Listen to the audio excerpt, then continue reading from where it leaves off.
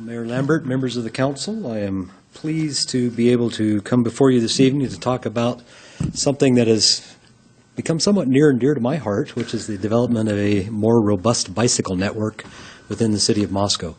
We are a community that really prides itself on being accessible and having the ability for folks to get around town very easily and to get to places they want to go. A large segment of that community likes to do that by bicycle. And unfortunately, as a community, we've not necessarily kept up with the facilities that would support the enthusiasm that our community has for bicycling around the area. So what is before you this evening is the culmination of about a year and a half of work with the Transportation Commission and Public Works staff to develop a bicycle route map that designates primarily on-street but also on-trail bicycle routes throughout the community. And then along with that, the proposed facilities that would be installed upon those routes. And those facilities would include things like sharrows and bike lanes, buffered bike lanes, things of that nature. So I'm going to walk you through some of the, I guess, rationale behind this and supporting information. Committee saw this previously, but for those that weren't there, we will go back through it again. I'm going to start with talking a bit about what's in the transportation plan. So the Moscow on the Move multimodal transportation plan was adopted by the council a couple of years ago. Essentially, it talks in some of the early stages about active transportation, that the city has all the ingredients to become a great walking and bicycling city, which to me is a great statement. It means we're well on our way.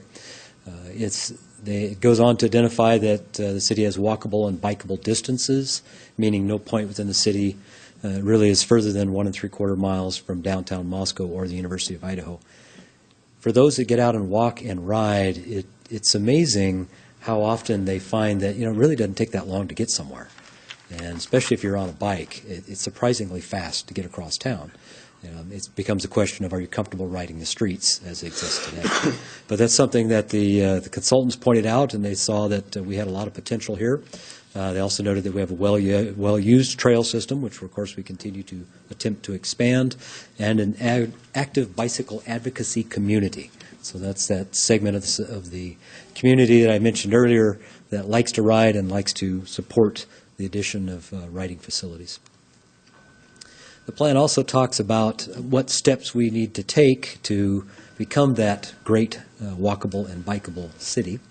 It starts by talking about maintaining the bicycle and walking commute mode share of over 25%. So the mode share is what percentage of the people that are commuting from home to work do so by vehicle, by transit, by bike, by foot.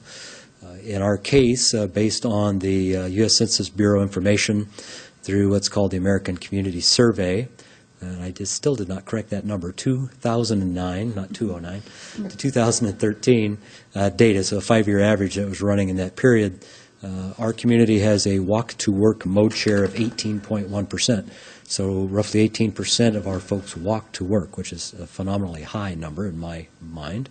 But also a bike-to-work mode share of 4.6%, which is also quite high. A lot of larger communities with more robust bike systems do not have mode shares that high. With the total of those two, just under 23%, we're a little shy of that 25% target that the plan says we should strive for. But I think we can get there with some of the things that are proposed on the plan you'll be looking at this evening. The other area it identified was to try to increase the number of non-commute trips. So really, we've been talking about mode share for commuting to work, but these facilities also are great for recreational purposes. And so anything we can do to help increase that number of folks that use those facilities for recreation, for just getting out to shopping or whatever it may be, is also beneficial in making us a walkable, bikeable community. And it notes as well that indicators of community walk and bicycle friendliness are achieving these things. So some recommended actions. Within the plan, there are a number of actions in all the variety of different sections that talk about transit and active transportation and vehicular transportation and all the other things. In the active transportation section, which primarily deals with walking and bicycles, it really gave us 4 actions to consider that are related to this topic. First is utilizing the active transportation toolkit, which was part of the plan, to develop a variety of facilities usable by people of all ages and abilities. So really making things that all folks can use, whether they have a high interest, whether they ride all the time, or if it's somebody out riding with their children on a Sunday afternoon, whatever age, whatever ability. Action AT3 is to expand the bicycle network as the collector and arterial street network expands. A couple years ago, the City Council adopted new street standards. Our minor arterial standard and the collector streets include bicycle lanes, so any extension of the street network in those 2 classes will automatically include bicycle network facilities. So we will meet this goal as it relates to expansion of the system. Develop a branded and coordinated active transportation education, encouragement, and public awareness campaign with community partners. This is not yet part of the plan. Transportation Commission is taking this up as one of its current topics. We'll be talking about it a little bit later this week on Thursday at the next meeting with respect to the ability to create a bicycle tourism campaign within the city and within the region. So that would speak to this particular action. And then finally, AT5 is to produce a bicycle wayfinding signage plan. Well, in addition to what you're going to see tonight on the bike route plan and the facilities that are associated with it, Transportation has also been working with staff to create the wayfinding plan. So that has been developed. It is a plan that has a lot of detail in it, lots of destinations, lots of locations for signs. So we will work our way through that in terms of implementation once the council chooses, if they choose to do so, to approve this plan this evening. That wayfinding signage is integral with a network in that we want folks to understand when they're out riding how best to get from point A to point B. Because you come to an intersection of bike routes, which one do you take? It's just like you're out on the freeway. You want a sign that's going to tell you, take a right to go downtown, take a left to head over to the Moscow Community Playfields. There are some challenges. I think we all would recognize that. The plan certainly did. It gave us a number of things, or identified a number of challenges that we would have to consider, topography being one of them. Obviously, the particularly eastern part of the city has more topography, steeper hills. There's this ridge over here on the east side of Main Street that we have to get up in order to reach the eastern half of the community. So the plan does have routes that recognize topography, identify routes that we think are a little easier with respect to those hills versus others that are designated as perhaps more challenging but possibly more direct for a more advanced bicyclist.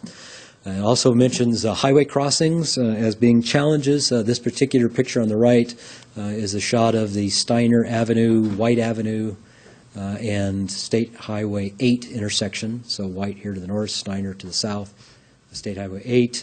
And this is a representation of the underpass that the council has supported previously to connect what will be a pathway here on White going under the highway using the existing bridge and tying into the Paradise Path.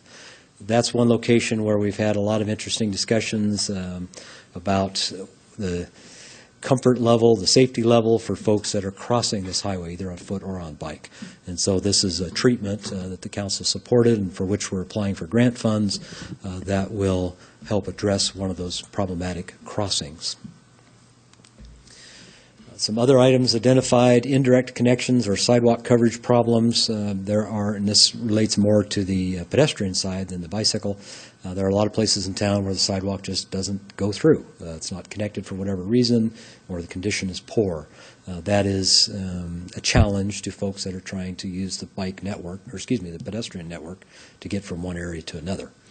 Trail connections, are we appropriately tying together bicycle and sidewalk networks to the trails? In some areas, yes. In other areas, not so much. This plan will help to address a few of those areas. Access to downtown. if you know where you're going, you can get there. It's not always clear or as easy as one might like, so that's what we're trying to help improve. And then commercial center access to those areas, east, west, and north, and to some extent south of town where there are commercial enterprises. Additional challenges identified: pedestrian delay in the downtown and along highways, difficulty crossing the roads or getting along those roadways. Bicyclist behavior, this is one that we've all experienced. There are a few bikers out there that don't really seem to want to follow the rules in a way that makes sense for everybody.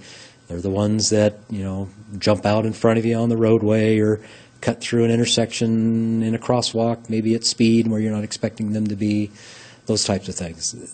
Those are really best addressed through either enforcement with police department, but also with education for all the folks involved, not only the bicyclists, but also the people that are driving their cars along the street. What should they expect?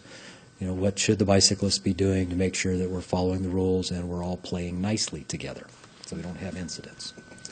Legibility and public awareness, this has to do with understanding where you're going. And so on the right, you'll see a sign example, happens to be from the Gresham area. This is probably similar to what we'll see in our bike wayfinding signage. So in this case, they've got a city logo for Gresham. They have the bike indicating that this is signage, for bike routes, if you will, and then directional information. So if you want to go to City Hall, you go straight. It's 0.4 miles, or in bicycle speak, about 2 minutes. And the distance and mileage is, showing both is a pretty common approach. A lot of folks don't really relate to the mileage. How far is 0.4 on a bicycle versus, it's going to take me 2 minutes, or 4 minutes if you're going to Springwater Corridor in this case. So that type of thing to help people understand where they're going, and you have a system that is legible, people can make sense of it. But also public awareness. If you're driving in your car and you're seeing these bike wayfinding signs along with bike route plans or signs, you know then that there are going to be bikes here. It just helps that overall awareness for all parties. And then general bikeway and sidewalk maintenance. This probably has as much to do with anything about sweeping, making sure that the bike lanes are properly swept of gravel as early in the spring as possible. The sidewalks, are maintained clearly for folks that are trying to traverse the walks.